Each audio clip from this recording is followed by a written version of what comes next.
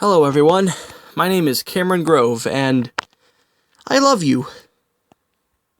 Now, you probably had one of a few reactions upon hearing that.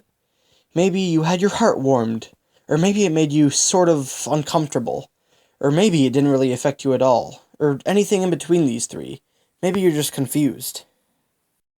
You see, I'm a very affectionate person, and I'm not afraid to hide the fact that I love people. The response to this, however, is varied, to say the least. I love you. I love you too, man. I love you. Thanks, buddo. I love you. Ew, what are you, gay? I'm not gay, bro. This is something I'm troubled by, and I want to understand why. Why does my love provoke so many different responses in people? Well, it's all about what you perceive the word love as. See, this person knew exactly what I meant, that I loved them. Then this person was a bit confused as to whether I loved them or I loved them.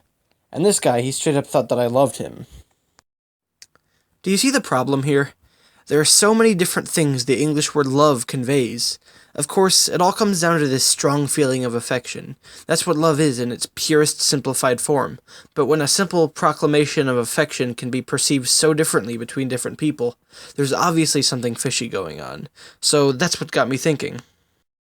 To what extent can and should love be categorized? The first place we can look to solve this is the Greek language. In ancient Greece, there were over 30 words to describe this spectrum that we call love. I've gathered some of the most prevalent. PRAGMA, or long-standing love. This emotion is probably what encapsulates your basic definition of love. A deep understanding, the love you feel for your spouse. STORGE, or family love. Again, a pretty common definition of love. This is the love that you feel for your mom and dad or your siblings. PHILIA, or friend love. This is the love that you feel for a great friend, someone who means a lot to you. LUDUS, or playful love. The rush of love you feel for a stranger you're flirting with, or maybe the honeymoon phase of a relationship. Kind of a love of fun. EROS, or erotic love. The magnetic love you feel towards someone you're attracted to or someone you're having sex with. AGAPE, or the love for everyone. The empathetic love you feel for humanity. Why we donate to charity or shed tears over happenings in other countries. And finally, PHILAUTIA, or love of the self. Not a narcissistic or vain love, but more of a love of self-respect. The joy that comes with being yourself.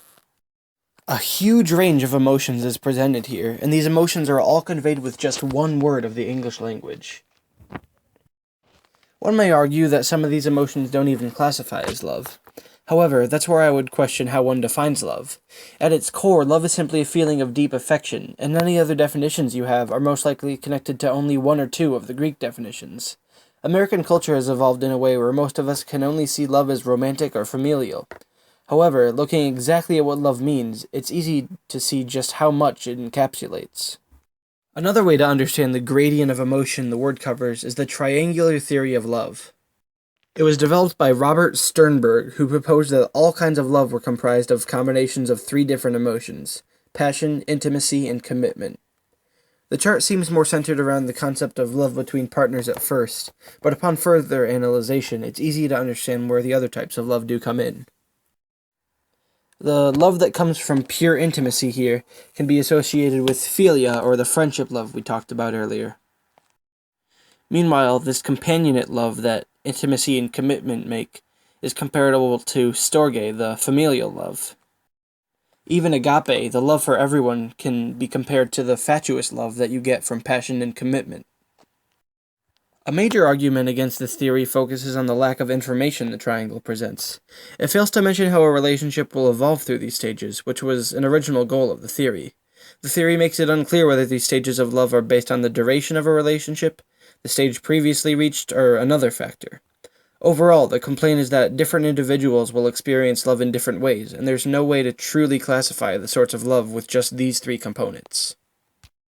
However, the color wheel theory of love, proposed by psychologist John Allen Lee, brings the Greek definitions of love together with the triangular design of Sternberg's theory.